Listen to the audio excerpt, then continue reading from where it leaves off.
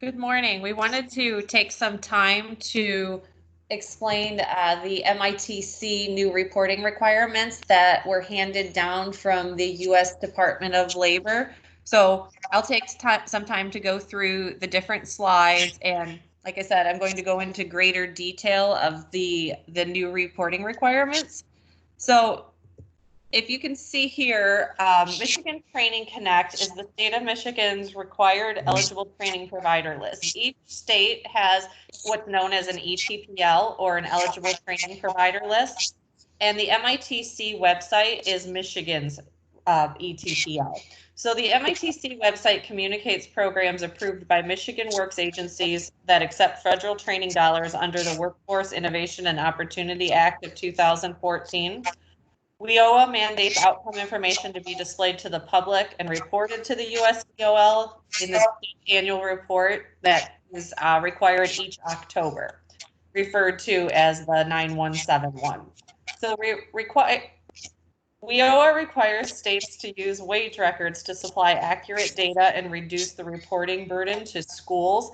So we're going to take some time to explain how we are going to help remove the burden of the training providers to report that information to us.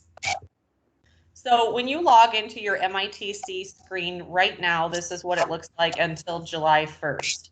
You can see the completion information section. It was locked down after information was submitted on August 1st of 2019. So after the MWAs approved the program, this section was locked for any updates. Now, as of July 1 of 2020, all of these dates will advance by 1 year. And I'll show you that screen in just a minute. But this section is always going to need to be completed by training providers.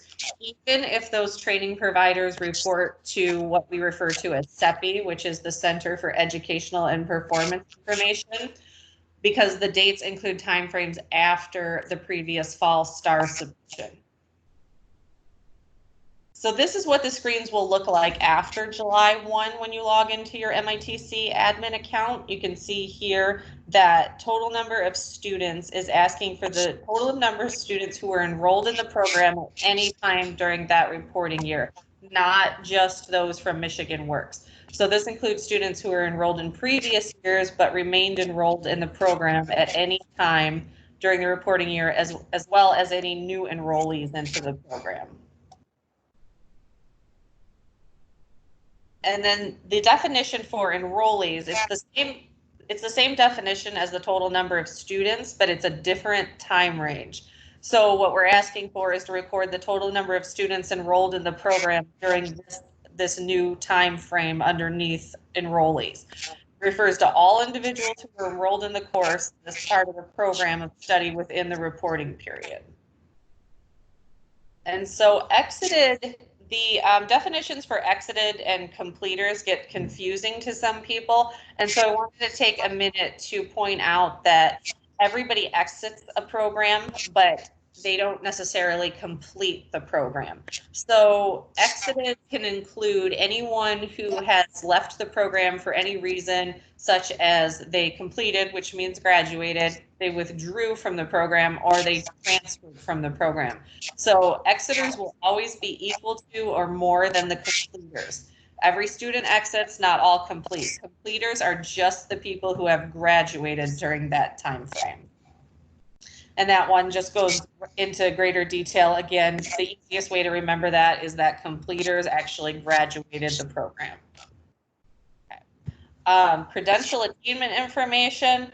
It's the same information that we were asking for as far as exiters, completers. This screen here is just, or this section here is just simply asking for a different time frame. So you can see it's a calendar year. We do anticipate being able to complete this information in the future as soon as the time frame falls within the data that's been submitted to us at MITC.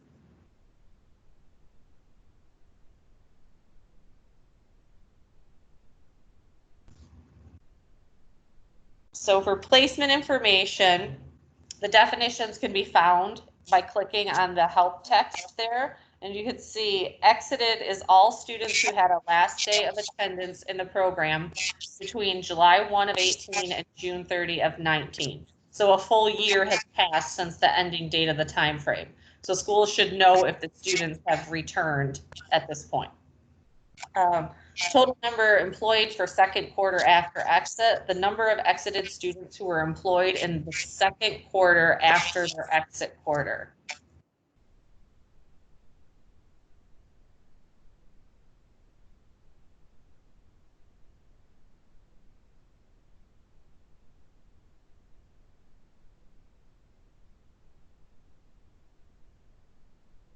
Jenny, did you want to go ahead and explain that section?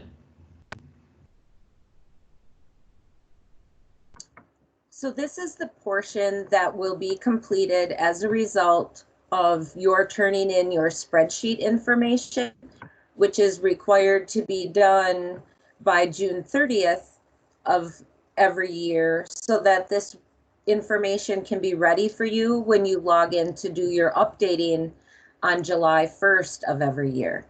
So again, when we talk about those exited, you will have identified those in the spreadsheet.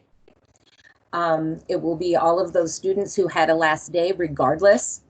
And then it takes, then our system will actually match those students, identify the quarter that they exited between this time frame of July of 18 through June of 19, identify that exit quarter, and then look within the state wage records returned by employers in Michigan, and actually then perform the count of who is employed in that second quarter after exit, and then perform the calculations for median and average earnings. So this is where we'll go into more detail when we get to the section about the spreadsheet upload. But please note that when you log in after July 1, if this information is filled in, that means that this program was reported to CEPI. We were able to match your MITC program to what you reported in CEPI, and then we could perform these calculations for you. If it is not there, then you do have the ability to perform these calculations yourself using the chart that we will show in a few minutes. And this will be the last time that this will be open. Again, because we have access to wage records, we will require that all reporting moving forward be used either from your CEPI records or the spreadsheets that you submit. Natalie, if you'll go forward, we'll see if that's the...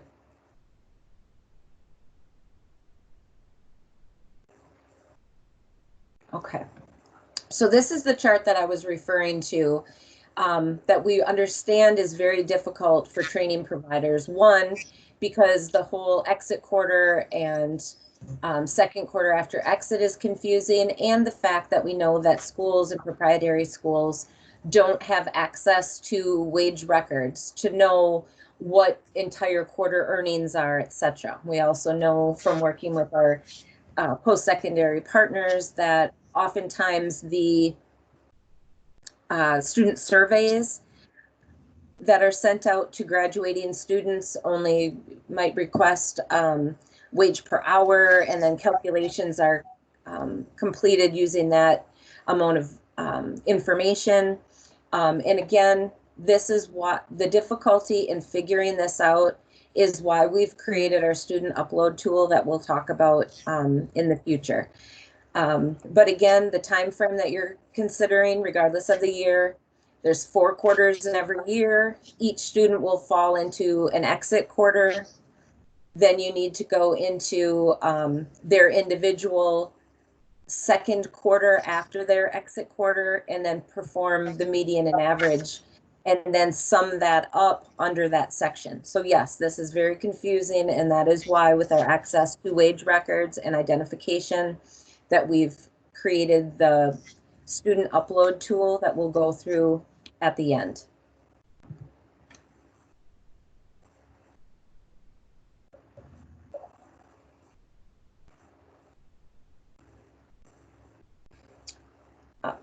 Again, this slide just acknowledges the fact that we know that this is difficult for our post-secondary partners.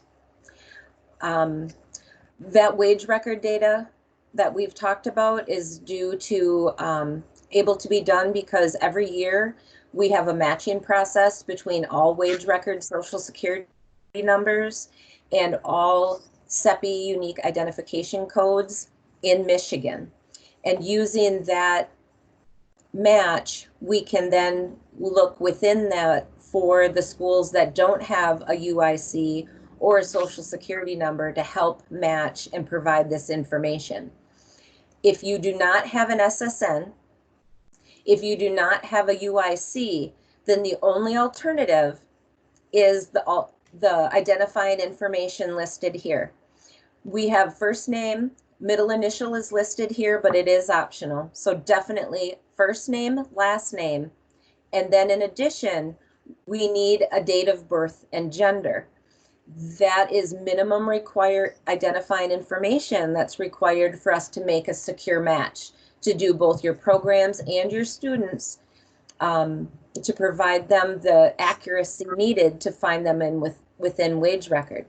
In some cases, folks have said they don't collect some of this. That is why we were very insistent last year in making sure that within the assurances of when you submitted a program, it mentioned needing this moving forward, and there's no alternatives.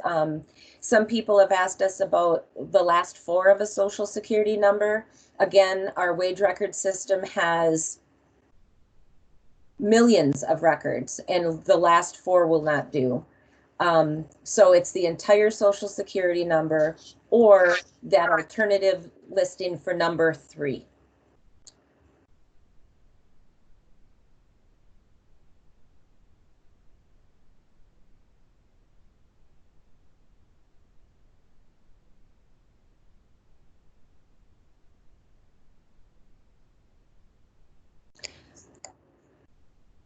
Go ahead. So the questions that you'll need to ask to know what you should do is, does program to the state's educational database in the annual fall STAR report?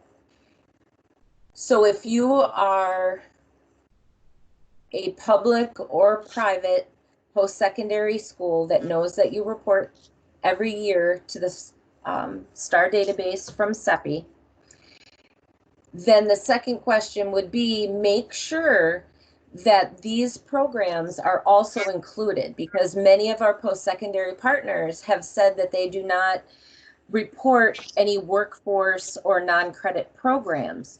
So if you do submit a fall STAR report, but your program is not included, then the answer is no, and you would have to treat those programs just like proprietary schools that would not submit to CEPI.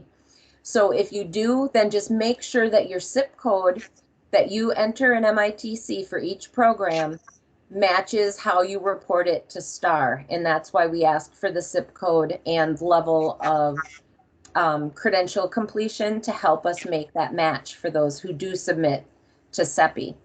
So we'll find your program, we'll identify the students of the timeframes that are needed, we'll look for their continued enrollment, and then we go forward and look for those students within wage record. Next.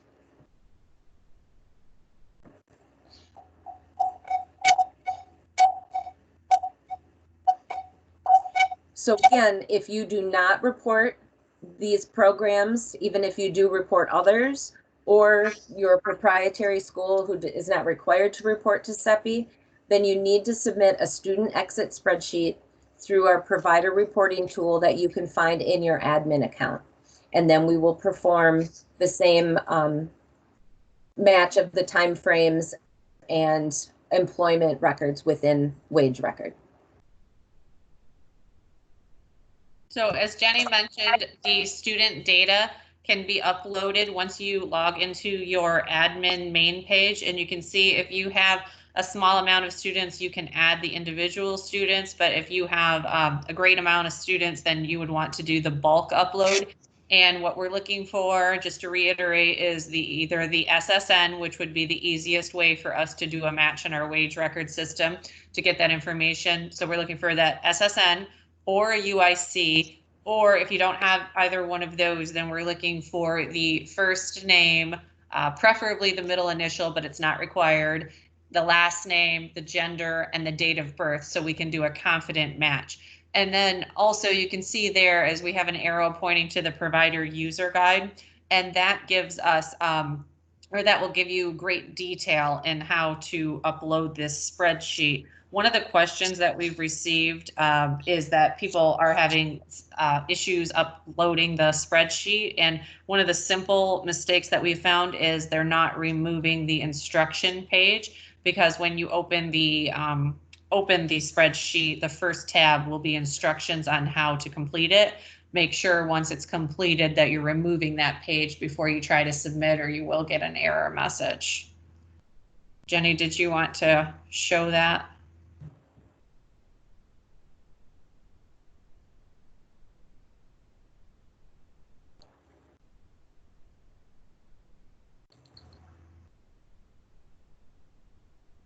Okay, I am hoping that my copy of a student record template is on the screen.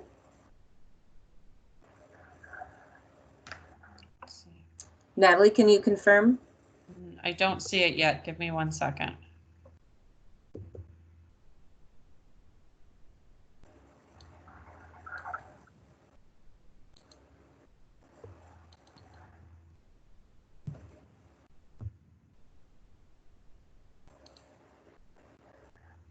No, I'm not seeing it.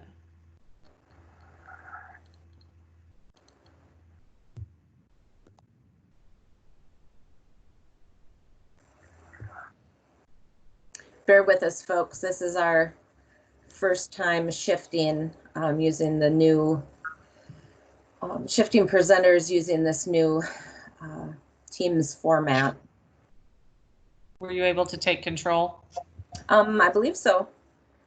It shows that I am sharing. Okay.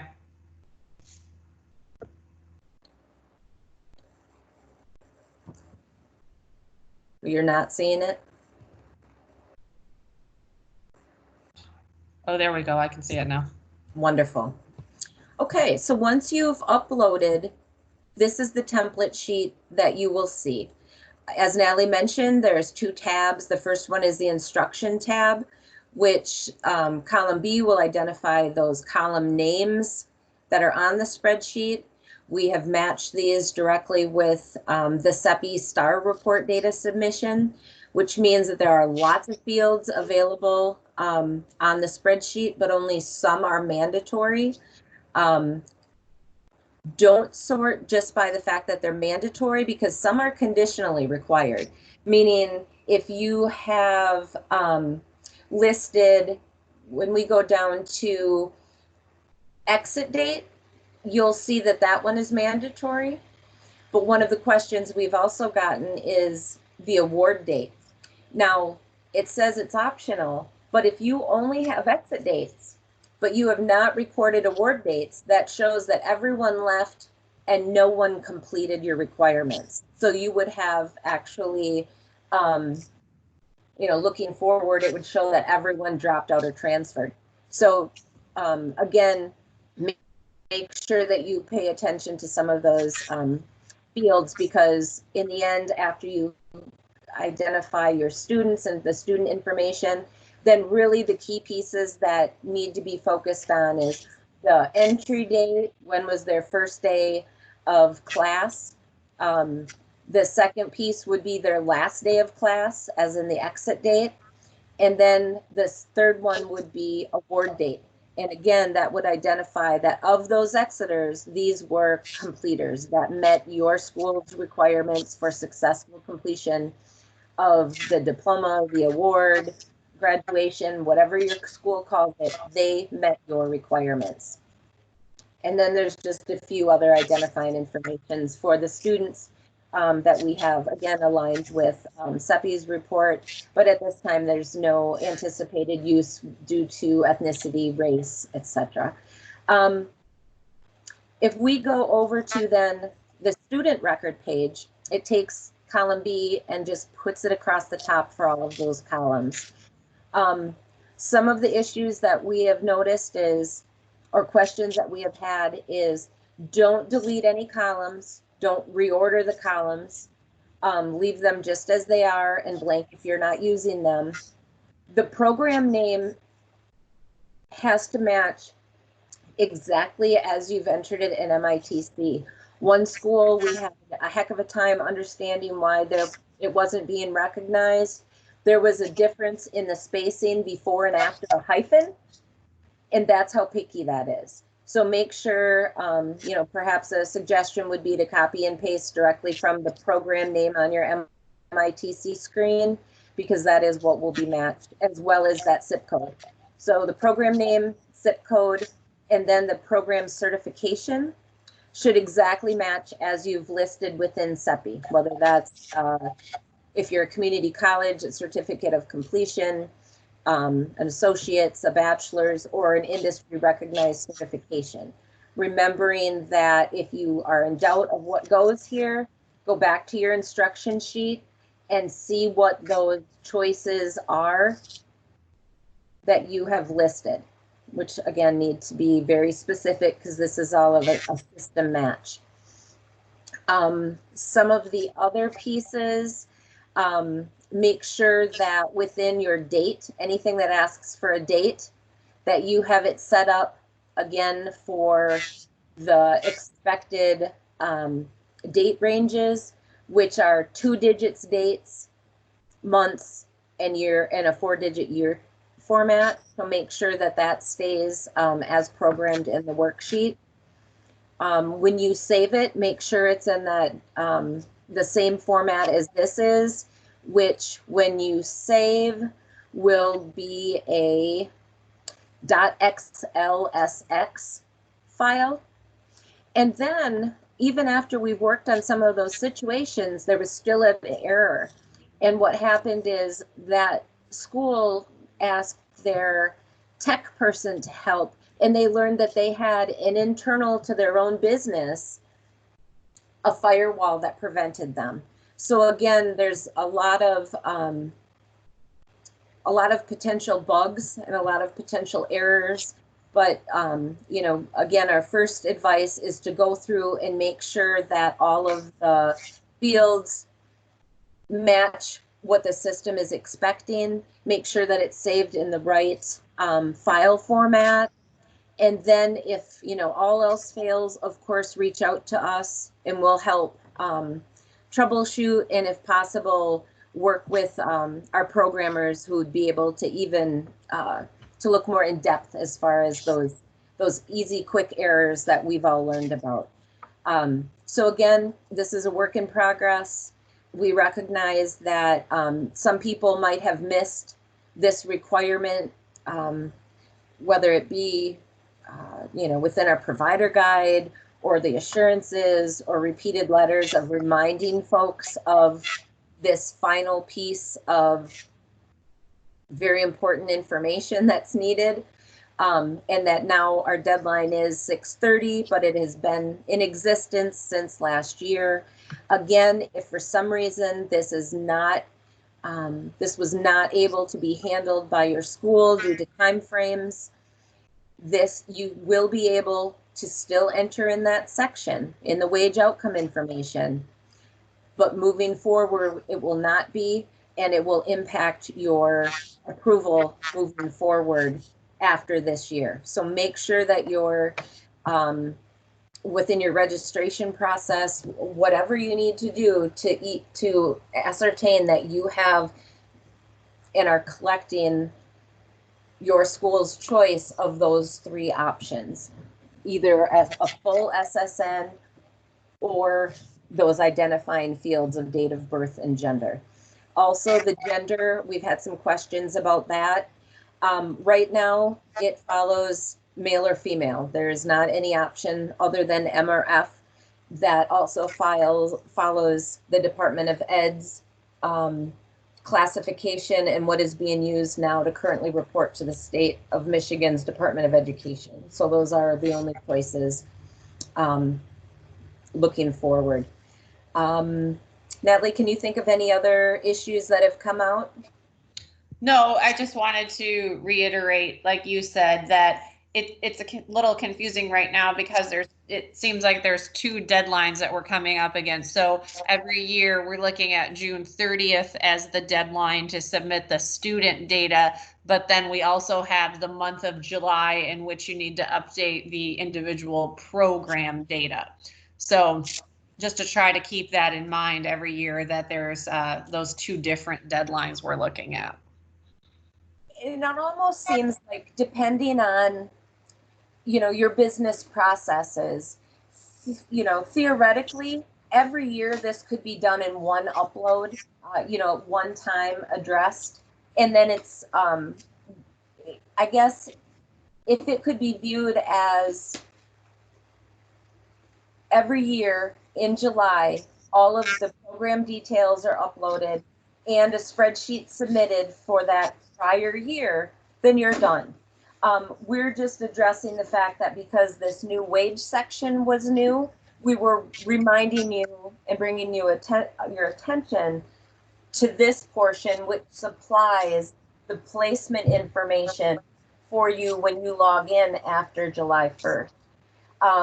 So theoretically, this could all be handled when you go in once in July and then you're done. Or if at any point after July, after you've been, approved and you want to submit it, it can be done at any point in the year.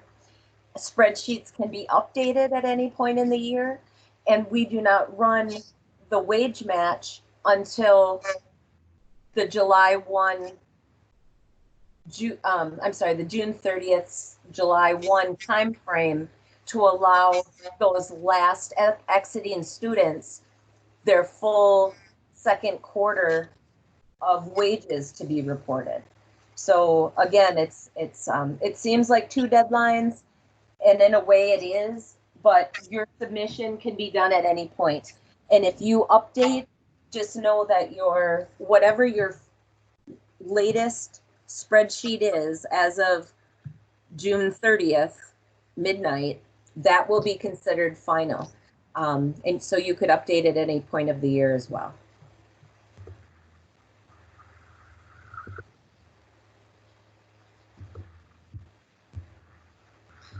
And so that concludes the presentation and the information we wanted to share with you. And hopefully we provided some clarification, but we know there's a lot of information to absorb. So if there are any questions, please feel free to contact either one of us at mitc@michigan.gov. You can see the email address is right there on the screen, and it says leo-mitc@michigan.gov or just mitc@michigan.gov. There are at least 3 of us that monitor that email inbox, so that's the quickest way to get a response if there are any questions. Thank you.